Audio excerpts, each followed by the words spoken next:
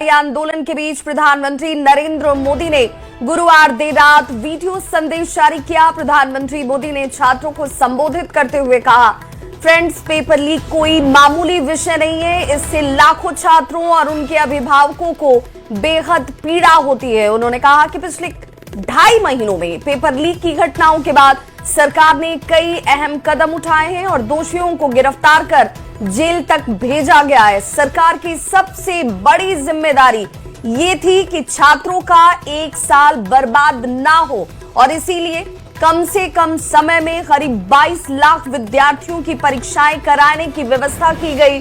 प्रधानमंत्री ने कहा कि 19 तारीख को परीक्षा के नतीजे भी जारी कर दिए गए हैं। सरकार केवल इतनी कार्रवाई से संतुष्ट होने वाली नहीं है। पेपर लीक के मामलों के लिए फास्ट ट्रैक कोर्ट बनाने के निर्देश दिए गए थे। विभागों ने लगातार मेहनत करके देर रात इसका मसौदा तैयार कर उन्हें सौंप दिया है और इस फास्ट ट्रैक कोर्ट के साथ दोषियों के लिए अब कड़ी सजा का प्रावधान किया गया है। इस पूरे मसौदे पर आज कैबिनेट में चर्चा भी होगी।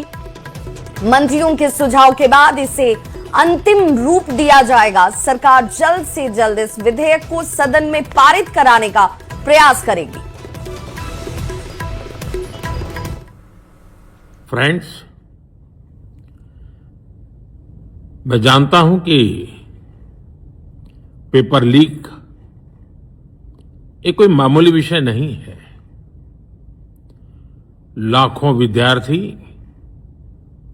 और उनके अभिभावकों के लिए बहुत ही पीड़ादायक है और इसलिए पेपर लीक घटना से अब तक पिछले 2.5 महीनों में अनेक विध कदम उठाए गए। गुनहगारों को पकड़ा गया है, वे जेल में पड़े हैं। हमारा सबसे महत्वपूर्ण जिम्मा था कि विद्यार्थियों का 1 वर्ष बर्बाद न हो। तत्काल परीक्षाएं लेना बहुत जरूरी था। सरकार ने अभी पूरी शक्ति का उपयोग करके कम से कम समय में 22 लाख जितने विद्यार्थियों के एग्जाम हो जाएं, इसका प्रबंध किया और अभी 5-6 दिन पहले 19 तारीख को रिजल्ट भी आ गया और देश भर में उत्तीर्ण हो गए विद्यार्थियों की खुशियों की खबरें भी आ रही हैं। लेकिन हम वहां पर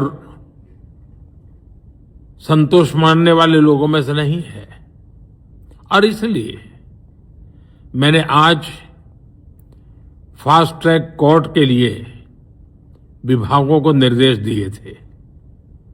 आज विभागों ने लगातार मेहनत करके देर रात मुझे मुसद्दा भी दे दिया। फास्ट ट्रैक कोर्ट और कठोर सजा के प्रावधान के साथ का ये मुसद्दा कल कैबिनेट में चर्चा होगी। कैबिनेट के साथियों के सुझाव के बाद उसका अंतिम रूप दिया जाएगा और सोमवार से संसद का दूसरा सप्ताह शुरू हो रहा है। तब जल्द से जल्द उस बिल को सदन में पारित कराने का प्रयास किया जाएगा।